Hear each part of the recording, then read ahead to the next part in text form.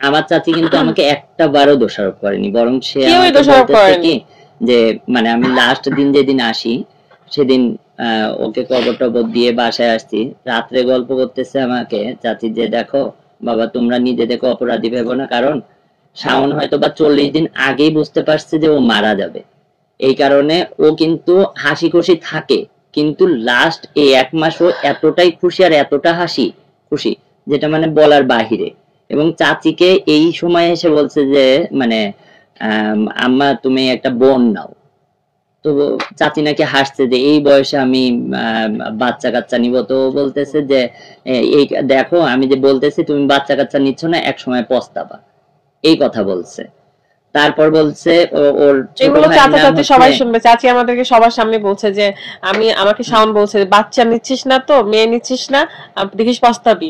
এরকম তারপর আরেকটা কথা বলছে ও যে হচ্ছে ওর ভাই এর নাম হচ্ছে সিয়াম, তো বলছে যে মা দেখিস আমি যেগুলা স্বপ্ন তোর পূরণ করতে পারিনি সেগুলা সিয়াম পূরণ করবে।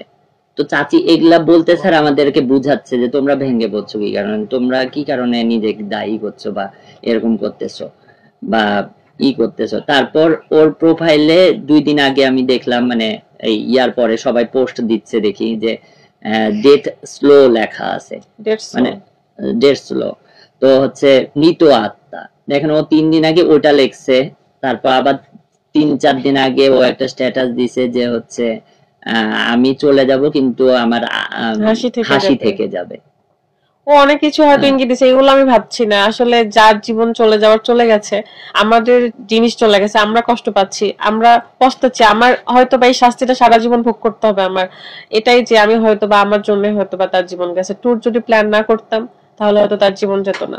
সবকিছুই ভালো ছিল, আসার পথে জীবনটা চলে গেল। তারপরে ও আবার মানে আমি বলতেছি তোমার যদি বেতনও বাড়ানো লাগে, তোমার যদি মনে করো মানে সরকারি চাকরি করলে যদি 40,000 টাকা বেতন পায় সেটাও যদি তোমাকে দেওয়া লাগে, তুমি আর সোহাগ যেন আমাকে সেটা কখনো যাও না, কারণ ওরা আমার সন্তানের চেয়েও বেশি কিছু। সোহাগ আমার শালা হয়, ও আসছে এইটুকু বয়স থেকে আমার কাছে থাকে, আর শাওন আসতেছে আমার বিয়ের 2 বছর ধরে থাকে আমাদের সাথে, কিন্তু আমার বিয়ে হয়েছে 9.5 বছর প্লাস, তখন থেকে ওকে আমি দেখি, গ্রামে যাই, ওকে আদর করি, ভালোবাসি। আমার দেবর হতে পারে সম্পর্কে, কিন্তু আমার সন্তানের মতো।